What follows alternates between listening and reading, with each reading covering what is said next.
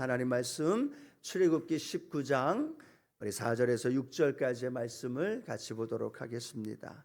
출애굽기 19장 4절에서 6절까지 우리에게 주시는 말씀을 고백하면서 함께 봉독합니다. 내가 애굽 사람에게 어떻게 행하였음과 내가 어떻게 독수리 날개로 너희를 업어 내게로 인도하였음을 너희가 보았느니라. 세계가 다 내게 속하였나니 너희가 내 말을 잘 듣고 내 언약을 지키면 너희는 모든 민족 중에서 내 소유가 되겠고 너희가 내게 대하여 제사장 나라가 되며 거룩한 백성이 되리라. 너는 이 말을 이스라엘 자손에게 전할지니라. 아멘. 오늘 본문 말씀을 가지고요, 언약 속에 담긴 비밀이라는 제목으로 함께 하나님 말씀을 나눕니다. 함께 고백할까요? 언약 속에 담긴 비밀. 그 비밀이 오늘 저와 여러분의 삶 가운데 발견되어지고 또 그 은혜 안에서 충만하기를 주님의 이름으로 축원합니다. 지난주와 함께 출애굽기에 대해서 하나님 말씀 함께 나눕니다. 이스라엘 백성들이 400여 년 애굽에서의 종살이와 신음과 탄식과 고통 속에 있는 그들을 하나님이 보시고 들으시고 모세를 통해 하나님께서 구원해 내십니다. 그리고 그들을 통해서 하나님이 함께 하시고 광야의 삶을 인도하시면서 성막을 지으시고 그 성막을 통해 하나님 뭐라고 말씀하셨어요? 내가 너와 만나리라. 오늘 하나님의 전에서 나와 예배하는 저와 여러분을 향해 하나님 이렇게 말씀하십니다. 내가 너와 여기서 만나리라. 오늘 예배 안에 하나님 만나는 은혜가 있게 되기를 축복합니다. 그곳이 성막이고 오늘 그것이 예배당이고 그것이 오늘 저와 여러분의 심령이 되어질 줄로 믿습니다. 자, 그렇게 광야의 길을 걸어가면서 출애굽한 다음 3개월 지난 이후에 시내 광야에 도착을 합니다. 이 시내 광야에 잠깐 머물고 또 다시 광야의 길을 걸어가는 게 아니라 시내 광야에 한참을 머물면서 하나님은 시내산에서 이스라엘 백성들과 언약을 맺게 되어집니다. 그리고 그 언약을 통해서 이스라엘 백성들을 그 이후의 삶까지 계속 인도해 주시고 그 언약을 지키시는 야훼 하나님의 역사가 이스라엘 백성 가운데 나타나고 있습니다. 오늘 저와 여러분이 믿고 있는 하나님, 언약의 하나님, 야훼의 하나님, 그 하나님이 오늘도 말씀을 통해서 저와 여러분 가운데 은혜로 함께 하실 줄로 믿습니다. 언약은 쌍방간에 맺어지는 거죠. 하나님과 이스라엘 백성들. 하나님 이렇게 말씀합니다. 내가 모든 열방 중에 너희를 내 소유로 삼고 제사장 나라가 되고 거룩한 곳으로 내가 너희를 인도하리라. 이게 하나님의 축복의 말씀이에요. 그리고 이스라엘 백성들이 하여야 할 일은 뭐냐면 하나님의 말씀을 잘 듣고 언약을 따라 살아가게 되어지는 것. 이 언약이 시내산에서 이 언약을 맺게 되어집니다. 그리고 하나님이 이 시내산의 언약을 통해서 이스라엘 백성들을 광야에서 또 가나안으로 또 성경을 통해서 그들의 역사 속에서 인도해 주시는 말씀.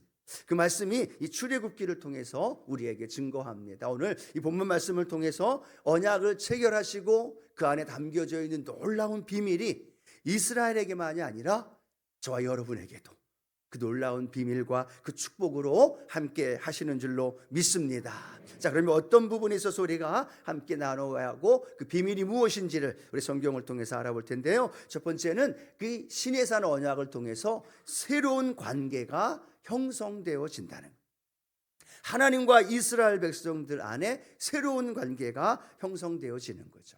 좀 더 쉽게 말하면 무엇을 의미할까요? 왕이, 주인이 바뀌어진다는 걸 의미합니다. 이스라엘 백성들이 애굽에서 종살이할 때 그들의 왕은 누구였을까요? 바로였죠. 그들의 주인은 애굽의 바로였고 그 바로의 명령에 따라 아침부터 저녁까지 수고하고 노역을 하고 땀을 흘리며 살았던 그들의 인생이었어요. 그런데 하나님이 모세를 통해 그들 백성에게 뭐라고 말하느냐? 내가 너희를 구원해 내리라. 이 말씀이 그들에게 들려지니까 아멘, 그렇게 될 줄 믿습니다. 그 하나님을 찬양하고 고백합니다. 그런데 그 말씀이 출애굽기 4장에 기록이 되어 있는데 5장에 보니까 여전히 그들은 뭐라고 고백을 하느냐? 출애굽기 5장 16절 함께 읽어봅니다. 당신의 종들에게 집을 주지 아니하고 그들이 우리에게 벽돌을 만들라 하나이다. 당신의 종들이 배를 맞사오니 이는 당신의 백성의 죄니이다 라고 말합니다. 지금 누가 누구에게 말하고 있느냐? 이스라엘 백성들이 바로에게 말하는 거예요. 그 전장에는 하나님이 자신들을 구원해낼 것을 믿고 하나님을 경배하기도 했던 그분들인데, 그 다음 5장에 오니까 그들이 삶의 노역이 더 심해지고 나가서 광야에서 예배드린다는 말에 화가 나서 바로가 여러 가지 어려움을 가져다 주니까 그들이 바로 앞에서 고백하는 말이 바로 이 말이에요. 당신의 종들에게, 당신은 누구를 의미해요? 바로입니다. 당신의 종들, 종은 누구를 의미하고 있어요? 자신들을 의미하고 있다는 거예요. 하나님 앞에서 하나님이 구원해 낼 것을 믿고 그 하나님께 찬양과 경배를 드렸음에도 불구하고 그들은 여전히 누구를 왕으로 섬기고 있어요? 바로를 왕으로 섬기고 있어요. 당신의 종들입니다. 당신의 종입니다. 계속해서 종의 노예의 그 습성과 그 모습으로 바로를 섬기며 바로를 왕으로 살아가고 있다는 사실이죠. 그런데 하나님이 3개월 동안 광야로 그들을 인도해 주면서 시내산에 딱 멈추게 합니다. 그리고 그들과 계약을 맺습니다. 언약을 맺으면서 뭐라고 얘기하느냐? 얘들아, 이제는 너희의 왕이 바뀌었다. 너희의 주인이 달라졌다. 여전히 애굽의 바로로, 종으로, 그렇게 노예로 살아가는 것이 아니라 이제는 너희의 왕은 하나님이시다. 이제는 너희의 주인은 하나님이시다. 하나님의 소유가 되었고 제사장 나라가 되었고 하나님께서 너희들의 인생과 삶을 책임져 주리라. 이 말씀을 선포하고 계시는 거예요. 자, 출애굽기 19장 5절 함께 읽어봅니다. 세계가 다 내게 속하였나니 너희가 내 말을 잘 듣고 내 언약을 지키면 너희는 모든 민족 중에서 내 소유가 되겠고 라고 말합니다. 10가지 재앙으로 애굽을 초토화시키면서 그 애굽에서 구원해 내신 전능하신 하나님이 누가 되신다는 거예요? 이제는 그들의 주인이 되신다는 거예요. 그들의 왕이 되어주시고 그들의 삶을 인도해 주시고 그들이 광야를 가든 때로는 어떤 곳 어떤 삶을 살아간다 할지라도 이제는 누가 책임지신다는 겁니까? 하나님이 책임져 주신다는 거예요. 바로가 아니라 애굽이 아니라 그 누구도 아니라 하나님이 다스리시고 통치하시고 인도해 주신다라는 사실을 이 시내산 언약을 통해서 그들에게 확고하게 말씀해 주신다는 거죠. 이스라엘 역사를 그 이후에 보면요, 계속 우리가 중점을 두는 게 바로 그겁니다. 누구의 통치를 받을 것인가? 누가 왕이 될 것인가? 하나님을 믿는다고 말하면서도 그들은요, 물이 필요하고 비가 필요하고 풍요가 필요하다라고 생각하면 바알에게 가서 바알에게 우상 숭배하고 절을 하면서 제사를 드립니다. 때로는 자신들의 필요에 따라서 하나님이 아니라 자신들을 위하여 우상을 만들기도 하고 그렇게 우상 숭배하고 있는 자신들의 모습, 때로는 이방 나라의 애굽을 의지하고 또 군사력을 의지하고 바벨론을 의지하는 이 이스라엘 백성들의 모습을 보면서 하나님은 계속 그들에게 말합니다. 아니야, 바알이 아니라 아세라 신이 아니라 하나님이 왕이시여. 애굽이 아니라 그 어떤 군사력도 아니라 내 자신이 아니라 오직 인생의 주인은 하나님이셔. 이 말씀을 계속 이스라엘의 역사 속에서 말씀해 주고 있다는 거죠. 그러면 이스라엘의 시내산 언약이라면 저와 여러분은 예수 그리스도를 통하여서 갈보리 십자가의 언약을 우리 주님과 맺은 줄로 믿습니다. 예수님께서 죄와 허물과 우리의 가난과 모든 저주 질병을 다 짊어지시고 십자가에 달려 돌아가셨어요. 그것을 믿는 분들만, 아멘, 그걸 믿기 때문에 이 자리에 나온 거죠. 내 주님, 내가 그 주님을 믿습니다 라고 주님 앞에 고백하면서 믿으면 우리는 하나님의 자녀가 되는, 그리고 우리의 자녀 되어진 하나님의 소유가 되어진 저와 여러분의 인생 속에 하나님께서 책임져 주시고 우리의 삶을 붙들어 주실 줄로 믿습니다. 맞습니다. 바로 그거예요. 그런데 이스라엘 백성들의 모습처럼 우리도 때로는 만무니즘에 빠져서 물질이면 다 된다라는 세상의 유혹과 세상의 속임수에 빠져서 하나님이 나의 주인입니다 라고 고백하면서도 물질 앞에서 물질을 더 숭배하고 물질이 더 전능한 것처럼 착각하며 살아갈 때가 있다라는 거예요. 때로는 자기 자신을 섬기면서 내 자신이 하나님이 주인이 되어주신 그 자리에 내가 주인 되어져서 내 마음대로 내 뜻대로 내 삶을 펼쳐나가는 모습을 보면서 우리 주님은 이렇게 말씀하는 거죠. 아니야, 물질이 아니라 만모니즘이 아니라 내 자신이 아니라 하나님이 인생의 주인이시다. 오늘 이 고백이 저와 여러분의 고백이 되기를 축복합니다. 그래서 예수님은요 제자들에게 이렇게 말씀하죠. 마태복음 16장 24절 함께 합니다. 이에 예수께서 제자들에게 이르시되 누구든지 나를 따라오려거든 자기를 부인하고 자기 십자가를 지고 나를 따를 것이니라. 나를 부인해야 되는 거죠. 왜요? 내가 주인이 아니기 때문에. 내가 주인임을 포기할 때 누가 주인이 될까요? 주님이 주인이 되어지는 거예요. 계속 우리 안에는 싸웁니다. 내가 주인이 되는지 주님이 주인이 되든지. 내 마음대로 하면 누가 주인이에요? 내가 주인. 하나님의 뜻대로 하나님의 인도하심대로 하나님의 통치 속에 살아간다면 하나님이 주인이 되어지는. 이스라엘 백성이 누가 왕이고 누구의 통치 속에 살아가느냐가 계속 연결되어졌다면 저와 여러분의 신앙도 동일하다는 거죠. 내 삶에 하나님이 주인이신가 내가 주인인가. 또 성경은 이렇게 말하죠. 마가복음 6장 24절 함께 읽겠습니다. 한 사람이 두 주인을 섬기지 못할 것이니 혹 이를 미워하고 저를 사랑하거나 혹 이를 중히 여기고 저를 경히 여김이라. 너희가 하나님과 재물을 겸하여 섬기지 못하느니라. 두 주인을 섬길 수 있다 없다? 없다는 거예요. 그런데 놀라운 건 우리는 섬겨요. 그렇잖아요. 하나님을 섬겨요. 예배에 나가서 예배드리고 주일날 예배드릴 때는 하나님을 주인으로 섬긴다 하지만 삶의 자리에 가서 사업하면서 직장 다니면서 삶의 자리에서는 물질이 신이 되어져 버려요. 물질을 위해서 하나님을 신앙생활하는 걸 과감하게 포기할 때도 있고, 물질 때문에 나 자신 때문에 그렇게 하나님을 섬기기 위해 하나님 앞에 나아가는 일들을 우리는 종종 잃어버리거나 또 외면할 때가 참으로 많다는 사실.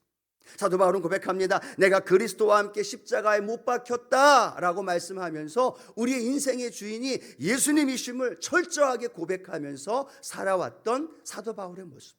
오늘 첫 번째로 저와 여러분의 삶의 고백에 날마다 내 삶의 주인이 바뀌었다는 인식이 늘 선포되어지기를 축복합니다. 내가 되었던 건 십자가 믿기 전이에요. 주님과 십자가에서 언약이 체결되기 전이에요. 세상이 주인이고 물질이 주인이 되어진 건 십자가의 주님을 내가 믿기 전의 모습이에요. 십자가의 주님을 믿은 다음에는 성경은 분명히 말하죠. 새 것이 되었도다. 뭐가 새 것이 되었다는 거예요? 주인이 바뀌었기 때문에. 왕이 바뀌었다는 걸 의미한다면 오늘 저와 여러분의 인생과 삶에 주님이 내 인생의 주인이십니다. 주님 하루를 시작하면서 내 삶이 힘들고 어려울 때 그렇죠 주님이 왕이시지요. 주님이 통치하시죠. 주님이 다스리시죠. 내 가정, 내 자녀, 내 사업, 내 신앙과 내 삶의 모습 속에 하나님 다스려 주옵소서. 여러분 아들 예수를 십자가에 내어 죽기까지 하면서 저와 여러분을 샀어요. 아들 예수를 십자가에 벌거벗고 채찍을 맞으면서 온갖 수치와 조롱과 멸시를 받으면서 우리를 자녀 삼아 주셨어요. 믿으시면 아멘. 근데 그 하나님이 우리에게 무엇을 해주지 않으시겠냐는 얘기죠. 하나님 우리에게 무엇을 더 베풀어 주시는데 마다하시겠냐는 이야기입니다. 그 하나님을 우리가 인정하지 않아서 그래요. 그 하나님을 모셔드리질 않아요. 여전히 내가 주인 되고 내 마음대로 내 방법대로 살아가려는 안타까운 모습이 있다면 오늘 하나님 이 예배 안에서 십자가의 언약을 통해서 주님이 주인 되어짐을 날마다 선포하며 살게 하여 주옵소서. 우리 같이 한번 오른손 가슴 얹고 한번 고백해 볼까요? 이 고백은 늘 아침마다 했으면 좋을 것 같아요. 한번 고백합니다. 예수님이 나의 주인이십니다. 나의 왕이십니다. 믿으시면 아멘합니다. 이 고백이 되길 원해요. 주님께만 의지하는 거예요. 주님께만 기대하는 거예요. 사람에게 기대고 물질에 기대고 환경에 기대면 우리는 실망해요. 자꾸만 상처받아요. 자꾸만 아파요. 그런데 주님께 기대고 주님이 왕으로 인정하며 살아가는 삶에 하나님의 놀라운 은혜를 더해 주실 줄로 믿습니다. 자, 이렇게 주님이 주인이 바뀌었다는 새로운 삶의 현장 안에서 펼쳐지는 우리 인생 속에 두 번째로 하나님의 백성이 사는 법을 하나님 우리에게 가르쳐 줍니다. 이제는 바로의 노예가 아닙니다. 이제는 죄의 종, 마귀의 진노의 자식이 아닙니다. 이제는 우리는 하나님의 자녀가 되었습니다. 얼굴 좀 펴시죠. 할렐루야. 하나님의 자녀가 되었다는 거예요. 그러면 하나님의 자녀다운 패러다임이 바뀌어야 되는 거예요. 가치관이 바뀌어야 되는 거예요. 생각과 말과 언어가 하나님의 통치와 다스림 되어진 삶의 모습 속에 우리는 살아가야 된다는 거예요. 이스라엘 백성들에게도 하나님이 그 법을, 그 법칙을 설명해 줍니다. 그것이 출애굽기 19장 언약을 체결한 다음에 20장부터 계속 하나님의 백성으로 사는 법을 하나씩 설명하죠. 자, 우리가 잘 아는 출애굽기 20장 2절 3절 말씀 함께 한번 읽어봅니다. 나는 너를 애굽 땅 종되었던 집에서 인도하여 낸 내 하나님 야훼니라. 너는 나 외에는 다른 신들을 내게 두지 말라. 많이 들었던 말씀이죠. 어떤 말씀이에요? 십계명의 말씀이에요. 하나님의 백성으로 살아가는 법, 물론 율법에는 6천여 가지가 나오고 그걸 줄여서 613가지가 나오고 또 줄여서 십계명으로 나와 있는 말씀을 오늘 출애굽기 20장 이후로부터 쭉 이스라엘 백성들이 살아가는 법을 우리에게 설명해 줍니다. 그 법 안에는 우선순위를 기록해 있고 그 법 안에는 어떤 것이 중요한 것인가를 설명해 주고 있고 그 법 안에는 하나님의 백성으로 살아가는 원리들을 잘 기록해 있다라는 거예요. 그래서 이스라엘 백성들이 그 원리를 잘 발견하고 그 원리대로 살아가게 되어질 때 하나님은 어떻게 말씀하셔요? 내가 너희를 지켜주리라, 돌보아 주리라, 책임져 주리라. 오늘 저와 여러분도 이것이 율법이 아니라 하나님의 말씀 안에서 저와 여러분에게 주시는 하나님의 자녀로 살아가는 법, 그 법이 하나님의 말씀인 줄로 믿습니다. 그 말씀은요, 우리를 억압하기 위함이 아니에요. 우리에게 규율을 주고 이걸 안 하면 징계를 받고 이걸 하면 축복받아 라고 말하는 것이 아니라 그 하나님의 법칙은 하나님을 사랑하는 방법을 우리에게 가르쳐 주는 거예요.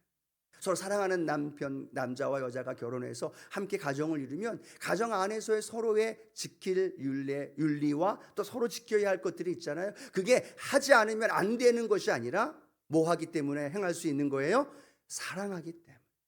하나님을 사랑하는 방법을 우리에게 말씀을 통해 가르쳐 주었고 또 하나님은 그 법을 통하여서 우리를 지키시고 보호해 주는 방법들을 그 안에 기록해 놓은 거라는 거죠.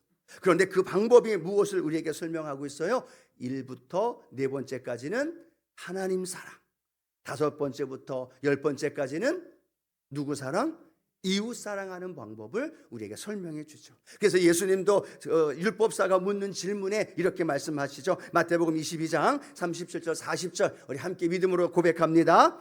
예수께서 이르시되 내 마음을 다하고 목숨을 다하고 뜻을 다하여 주 너의 하나님을 사랑하라 하셨으니 이것이 크고 첫째 되는 계명이요 둘째도 그와 같으니 내 이웃을 내 자신같이 사랑하라 하셨으니 이 두 계명이 온 율법과 선지자의 강령이니라. 아멘.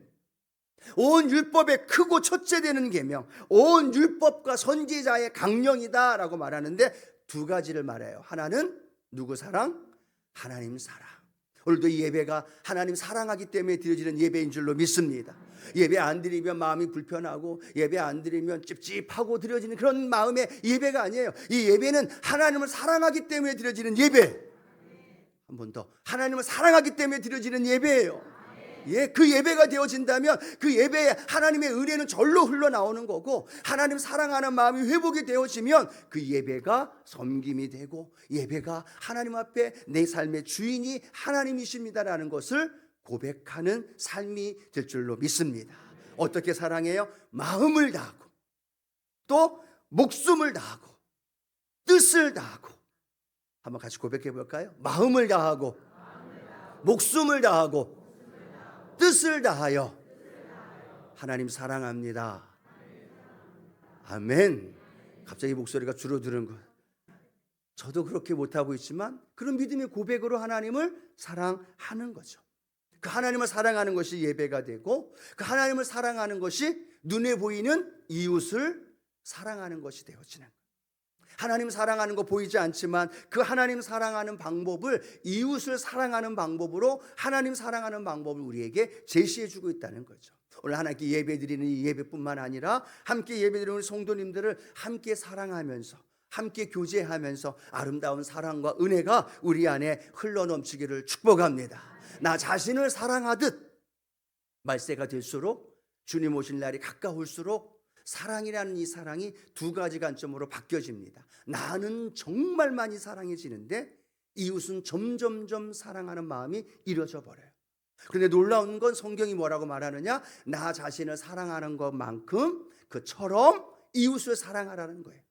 그러면 마지막 때 말세를 살아가는 저와 여러분은 놀라운 은혜를 누리게 되죠. 이웃을 사랑하는 그 사랑이 나를 사랑하는 만큼 사랑하게 되고 그 사랑으로 하나님을 예배하며 살아가는 것, 그것이 저와 여러분의 삶의 모습이 되어져야 할 줄로 믿습니다.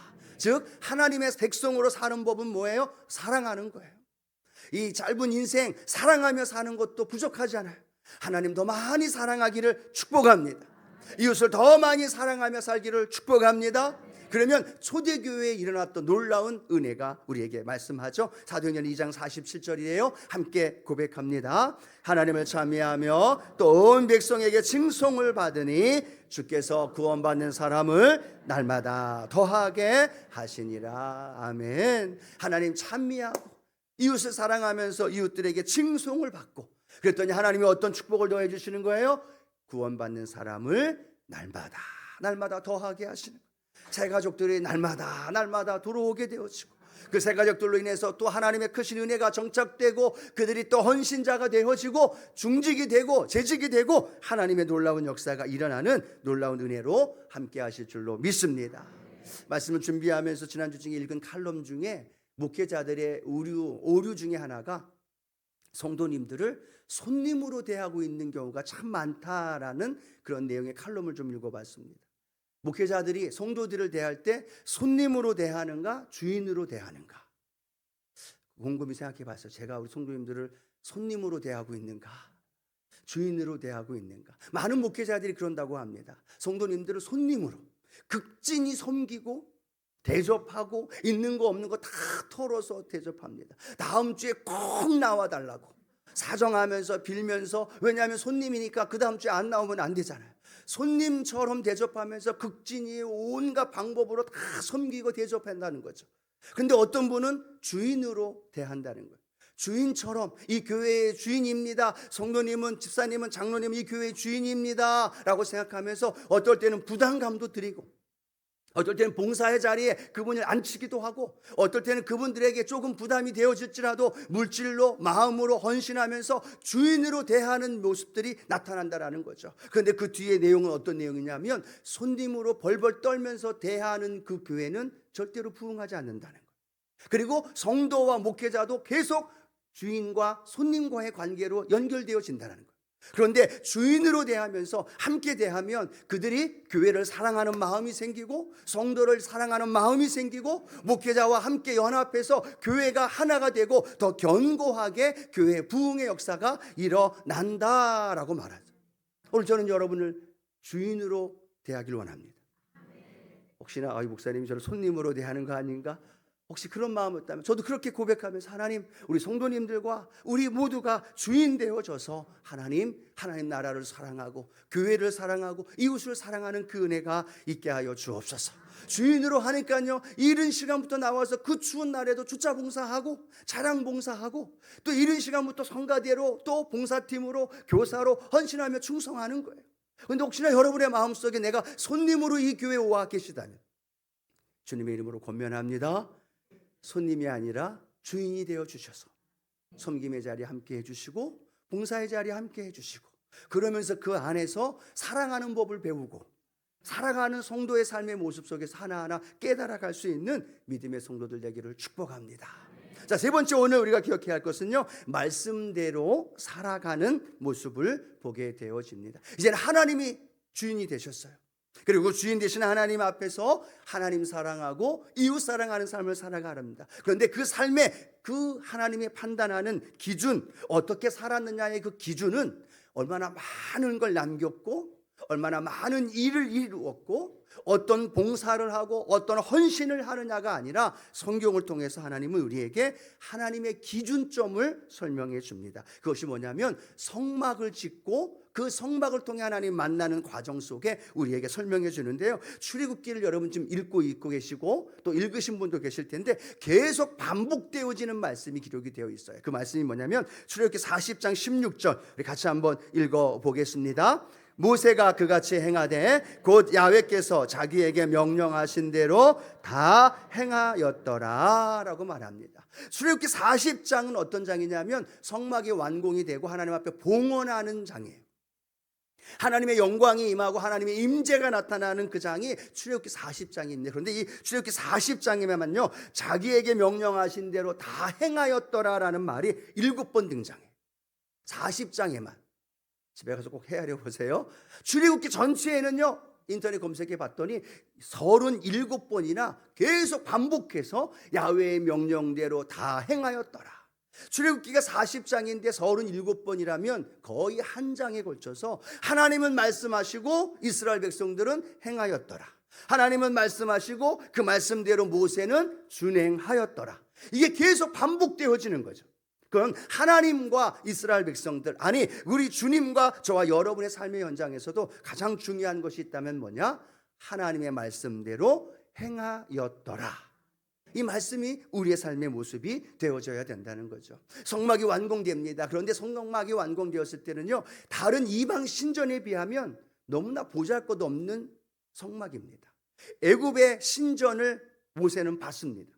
그리고 그 웅장함도 화려함도 그 모든 것이 금으로 도배가 되고 황금으로 온갖 보석으로 치장되어 있는 이방 신전들을 이 모세는 잘 알고 있었습니다. 모세에게도 그런 마음이 있었겠죠. 하나님이 거하는 성전인데 그 성막인데 더 잘 짓고 더 많은 금으로 짓기를 원했었겠죠. 그런데 놀라운 건 다른 이방 신전에 비해서 성막은 너무나 보잘것없었어요.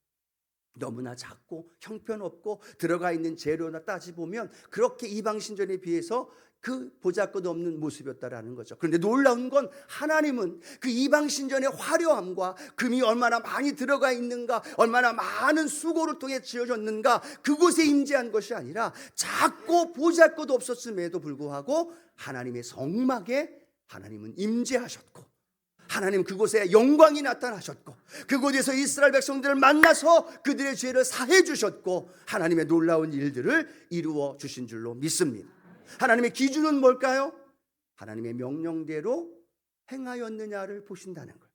그것이 웅장하고 화려하고 얼마나 많은 일을 하고 어떤 재직으로서 많은 일을 수고하며 헌신하는 것, 그것도 중요하지만 하나님의 관점은 뭐냐? 그것이 하나님의 말씀대로 이루어졌느냐를 보고 계시다는 사실. 오늘 저와 여러분이 이 하나님의 말씀 속에서 우리는 깨닫는 은혜가 있게 되기를 축복합니다. 하나님은 성공을 원하는 것이 아니라 순종을 원하시는 거예요. 하나님은 얼마나 많은 달란트를 남겨서 의시되고 다른 사람에게 박수 받고 정말 대단해 라는 말을 듣는 것을 원하는 것이 아니라 작지만 어쩌면 보잘것없지만 어쩌면 남들이 알아주지 않지만 어쩌면 다른 사람에게 상처만 되고 힘든 삶의 모습일지라도 나에게 주신 사명, 내게 주신 은혜 안에서 순종하며 살아가는 그 길, 그곳에 하나님은 임재하시고 그곳에 하나님의 영광이 나타나고 그곳에 하나님의 기적과 능력의 역사가 일어나는 줄로 믿습니다. 그러면 우리 성도의 삶은 어떤 삶이어야 될까요? 순종의 삶으로 살아가는 거예요. 그곳에 하나님의 영광과 능력이 나타나게 되어지고 그곳에 하나님의 크신 역사가 저와 여러분 안에 일어나게 될 줄로 믿습니다. 세상은요 수단 방법 가리지 않고 성공하라고 이야기합니다. 세상은 또 원수마귀는 우리에게 와서 속임수로 유혹으로 때로는 대적하면서 우리를 자꾸만 순종이 아닌 다른 더 보여지는 외적인 것에 집중하며 살아가게 만듭니다. 그때마다 저와 여러분 예수 이름으로 원수마귀를 내어 쫓고 순종하면서 주님 말씀대로 내 부르심 안에 하나님 앞에 그 길을 걸어가면 하나님의 놀라운 축복과 기적의 역사가 저와 여러분 안에 일어나게 될 줄로 믿습니다.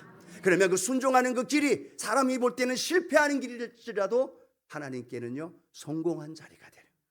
그러나 불순종하며 걸어가는 그 길이 남들은 칭찬과 손뼉 쳐주면서 격려해주고 응원해준다 할지라도 그것이 하나님 보시기에는 불순종의 모습이라면 우리는 하나님 말씀 앞에 다시 순종의 자리로 돌아가서 하나님 앞에 믿음의 길을 걸어가는 우리 순복음의 성도님들 되기를 주님의 이름으로 축원합니다.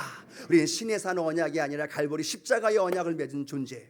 그 하나님 앞에서 담대히 하나님 사랑과 이웃 사랑, 그리고 우리에게 주신 그 사랑의 마음에 표현되어진 말씀을 순종하며 걸어가면서 하나님의 승리의 주인공 우리 모두가 되기를 주님의 이름으로 축원합니다.